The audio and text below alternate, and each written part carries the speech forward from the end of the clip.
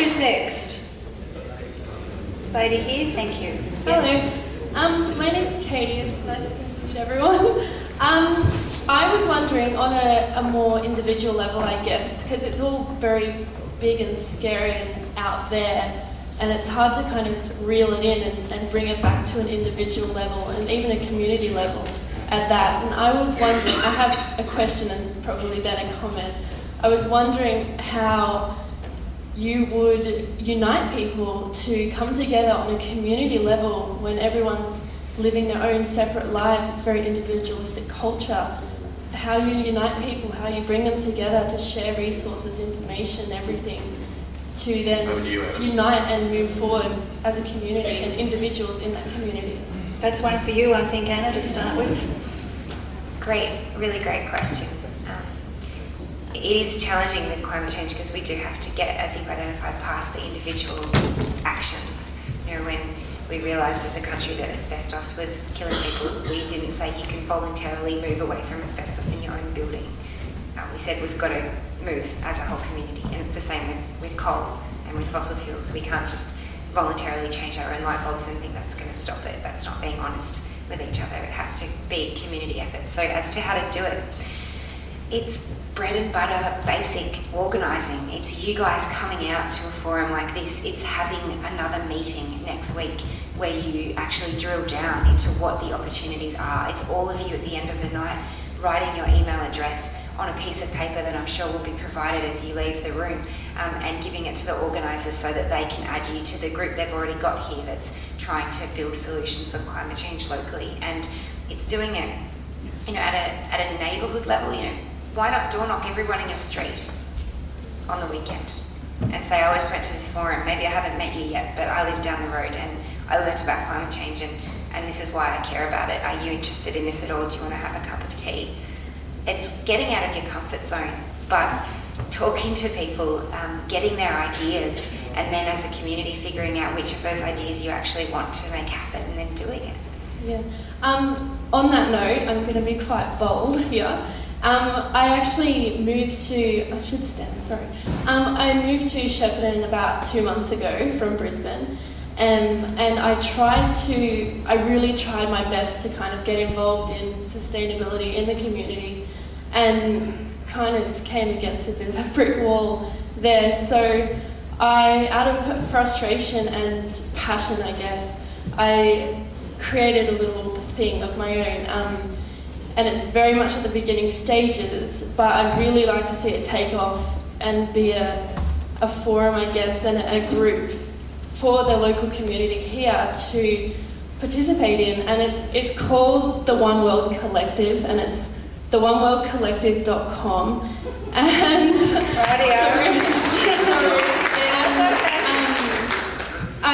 I guess just being very bold and putting it out there that if anyone wants to jump on board, it's just my own time, my own thing, voluntary. You've got to jump. Okay. I'm not affiliated with anyone. What we want you to do is wait outside the door and grab people as they leave. And before you do that, talk to Ian and make sure you introduce yourself. Now, who else wanted to ask a question? Thank you very much. Yeah. Who was next? Tracy's got somebody who was next. Just speak. Yeah, you go. Okay. Can I go first? Yep. My name's Max Shear. I'm a fourth generation German Australian. So don't hold that against me when I say what I'm going to say. Rob, I agree entirely with what you're saying. We've got a real pathetic mob of politicians around the nation who don't seem to listen. They're more into looking after themselves. The simple solution to maintaining farmers, and I've been a farmer for 25 years of my life, but I now work in retail, of course, is to do what the other countries are doing and bring in tariffs on overseas goods. That's the quickest way to fix these guys overseas. And you're right, the farmers don't stand up. They say she'll be right. So that's what I feel is the answer to what you were talking about saving jobs here. Now the other thing I just wanted to ask a question. This relates back to my German history, but don't laugh, please. And when I was a little boy, my grandfather nursed me on my knee on his knee, rather, and sorry, I'm a bit nervous. He said to me, when Australia's population gets to 16 million, we got problems. And we have problems, because we see it in climate change and we see it in all different ways. How do you reduce the population? Okay. How do you stop the population? And does the population outgrow what you're maintaining here in savings through the environment? Thanks for your question. That's a population question. Rob or Anna? Veena? Anybody want to respond? We know there's... There are 4 things we know that control population. Educate girls, this is globally. Educate girls, I've forgotten one. Educate girls, and the second one's about similar thing about empowering women. And the third one is indeed giving women globally the opportunity to control their own fertility. And the fourth one is keep kids alive. We know these are facts. Those are the 4 things that stabilise global population. That's exactly Thanks, what I Rob. was going to say. Anna? Yeah, I mean, that's it. Okay. At a global level, you know, at a national level, you know, Australia has natural limits, and sometimes I think that it's okay to raise a question that we don't always know the answer to. So we know what the answer is globally, absolutely, and I think we're still having the conversation about what population means for Australia, but we certainly know that this obsession with growth in all areas of our economy and our population is hitting up against these natural limits. Just on your first point, sometimes I think that farmers stand up for the wrong things.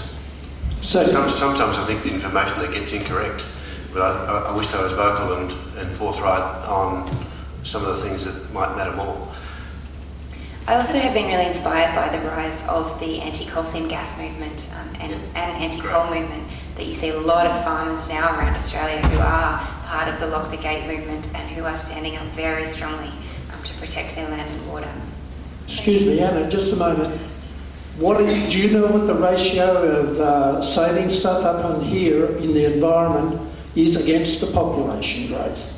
Do you know what the difference is? Is the growth more than the savings you're going to get out of having solar power and all the rest of it? You probably don't have an answer for that, I don't think, at this stage, but we'll take that as a question. You can have that conversation continuing, because we've got another question here. Yes, the gentleman in the front. I was just wondering if there's any media groups here today that are going to report on this Yep, event? couple. Yep. Yes, and the media's That's been good. very good to this forum. In fact, the ABC local radio has been extraordinarily good to this forum. Yep. But that's Yeah, I was going to say, good. present company accepted, Matt, and been job. Okay. The other thing I wanted to talk about was the graph that you had. We've reached the 400 parts per million point. Humans evolved in a world that's around 200, 280 parts per million. The whole world around us evolved in that sort of world as well. Yeah. I know that if we stop emitting carbon now, these temperature problems are still going to increase after that. I was wondering what things we can do right now to try and suck carbon back out to try and reduce that figure. Because a lot of what we're getting is stuff that's going to, technologies that we might introduce in the future to reduce things. Like a few other people here, I'm a farmer, but I'm a farmer that thinks we should be vegetarian. I'm a farmer that would like to see us all have our own gardens in our backyards and have community gardens. I'm also a farmer that likes to see us planting trees. I see trees as something that can immediately suck things out of the air. So I was wondering if they're good things that we can do right now to start sort of acting in a positive way. I'm wondering if there's... You've answered your own question. They're all good things to do. You've answered your own question. Other things you can throw at us that we can take away as well. Stop wasting food would be a good place to start, isn't it? The amount of food that gets wasted, because when you think about energy and resources, there is so much energy, water, all kinds of resources that go into food production. As an example, when we talk about world population and so on, there is a whole lot of interconnectivity between these issues. It's about resources, and resources then therefore come back to our ability to produce the food, and therefore based upon that have sustainable economies that are going to support farmers, support people in terms of providing food security. So I think there is a fundamental issue around some of the basics that we need, and food security is an important issue, but underlying all of that is the resources, that is the energy that we spend in processing and packaging and all of these things that are connected to it. So if we can reduce waste in the first place, that would be an obvious sort of place to start, therefore educating kids in our homes and schools about, we talk about the environment, but we also have to then explain to kids what's the connection between being very sensible about the way we use our resources, and food's an important part of it. I mean, there are numbers that are quite staggering in terms of how much, food is wasted in Australia. I'm sure you guys know a lot about that. So I think we need to absolutely be very clever and smart about those types of things. And again, this is one of those issues that we probably need to bring to the forefront. Kate, just a quick comment about one of the other benefits about planting trees. I mean, it's for sequestering carbon, certainly. But southwestern and southeastern Australia are both probably somewhere between 1.5 and 2 degrees warmer because of clearing. Right? You take away the green bits and things get hotter. But that's been measured. There's been very good research done by Sarah and others. So one of the things, and it's like the green roof on the building that I showed you, we actually have to, particularly in our cities, but I suspect Shepparton suffers from it as well, we can actually just plant to physically keep our cities cool. To reflect heat and provide cool spaces. And so this is the urban heat island effect. And I suspect Shepparton is big enough to have an urban heat island in summertime. So we actually just need to, not only to sequester carbon, but there's and biodiversity, of course, investment in biodiversity, which we do massively in this country, but to physically cool down the landscape. Thanks. We have 2 more questions and we're getting towards the end of the evening. There's one over here and then there's one here. So the one in this corner, please. Thank you, Kate. First, a brief comment and a question, if I may. I'm also a farmer, and the concept of climate change does scare me. And I'm in an industry that's got the most to lose if the predictions are correct. And therefore I think it is imperative that we do something quickly. The question is based perhaps to Anna and to Rob. It's about communication. How do we begin the conversation? It's easy to talk to people that we agree with, but when we come across the sceptic, how do we start the conversation? That's what my book's about, which is out of the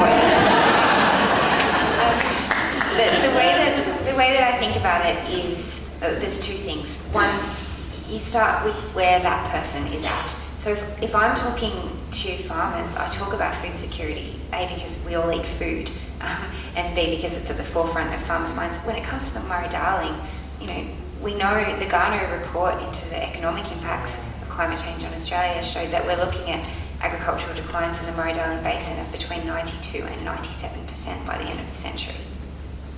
So that's where I start the conversation if I'm talking to anyone who has anything to do with the Murray-Darling.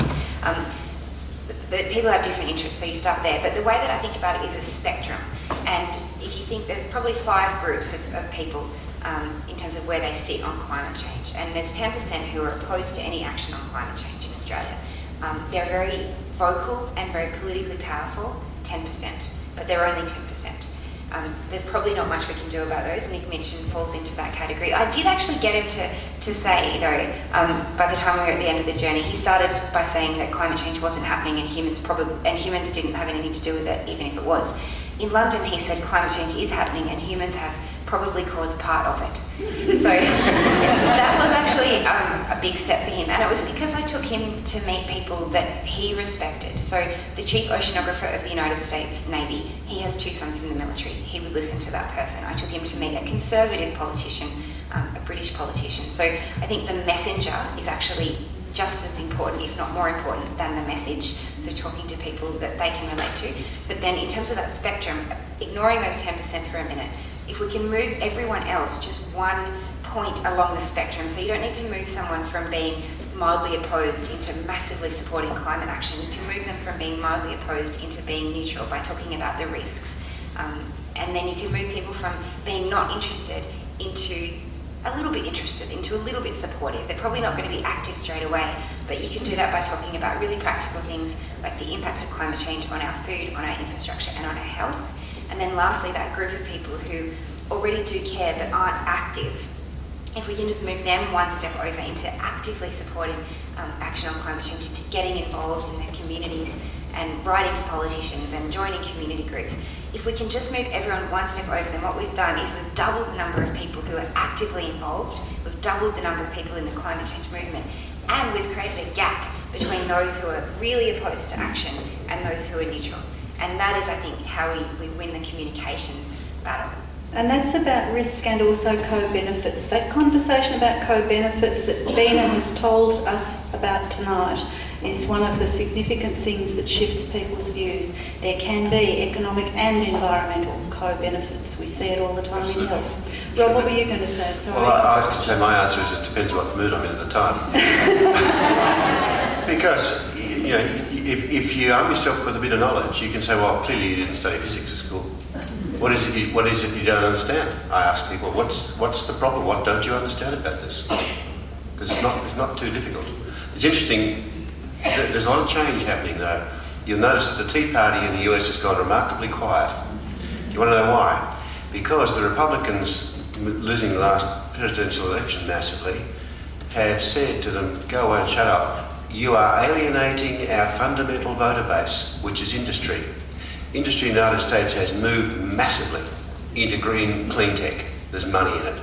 And they're moving in response to climate change.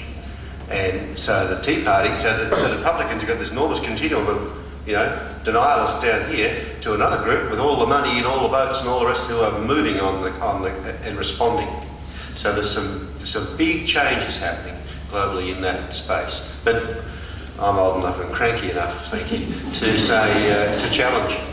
I don't think you're cranky. I think it's you know, it's sort of continuing the points that we're making about co-benefits and really talking about future, you know, what it's going to be like. If people are not willing to shift, it's like saying, well, do you want to remain with the old technologies or do you want to move forward? And I think that's the question. I mean, who would have ever thought 10 years ago, 20 years ago, we'd all be having our own mobile phones in our hands and be totally affordable. That's clearly because technology has made it possible and you wouldn't think of life otherwise now. So I think it's like saying, you know, either we all kind of wake up to the fact that technologies are going to move forward and clean technologies are the way of the future, or otherwise we're going to be left behind. So there is the whole issue of the competitive spirit in us has to come out and say we want to be front runners. And we want to be up there, you know, playing a leading role in working with new developments and new technologies. Can I say something more again about the Germans?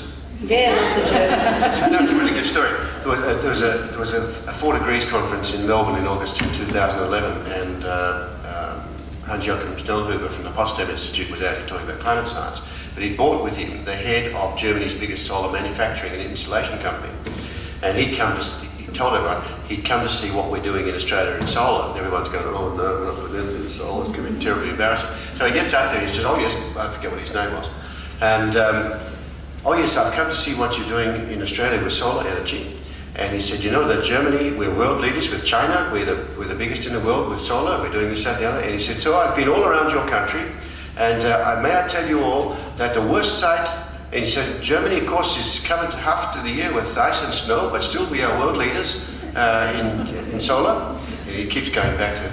He said, but I've been all around your country, and let me tell you that the worst site for solar in all of Australia is the west coast of Tasmania. However, this is better than anything we have in Germany. Thank you, Rob. And one last question. I think we're probably to the end of the evening. Is that right? Can you hear me? When I turned 70, I gave myself permission to become a grumpy old woman. You know, like on the... I'd retired by then. I had nothing to lose by working on issues and questioning people and so on. Not quite sure about these things. Don't be too concerned about sort of being grumpy at your age. I'm a little bit grumpy about it's taken us 30 years to catch up with solar power here. We had what we called an employment committee here in Shepparton in the 80s, and that's where the solar power movement started, so we eventually got some solar powered parking meters of all things and some solar power lighting, and we hope to have a solar power factory of some kind manufacturing things here in Shepparton, and it's taken 30 years, and you're here, and it might actually inspire us to get moving again on the solar power thing. It's a shame that it took so long. But before that, on our farm out at Pine Lodge, my brother, who was doing civil engineering, and my brother-in-law, who was an apprentice plumber, sent to the CSIRO for plans, and they got the plans to home build, I think, the first solar hot water system here in this area, and that was before we had electricity come through. And it looked pretty awful, but only the cows saw it from the cow shed, and it's worked at least until a few years ago, so it did at least 45 years, and it only broke one copper pipe, I believe, and one piece of glass needed to be replaced. So these are not new technologies, the same as wind power is not a new technology. Anyway, that's to cheer Rod up. Veena. Well, they are too. I mean, the price of solar is reduced 80%, and because we're getting new thin film solars and all, but it's got to start somewhere. We've got to get in there, and you've got to invest in it, and then the technological development comes. So we needed to have that start, and we've got to get in behind it, and it'll improve. That's the game. Well, Benalla was first. They went over to Benalla to see one on somebody's roof, so they could. Veena, could I ask you? So we've got a question. Just to cheer right up. Okay, what's your question? Veena, a couple of questions.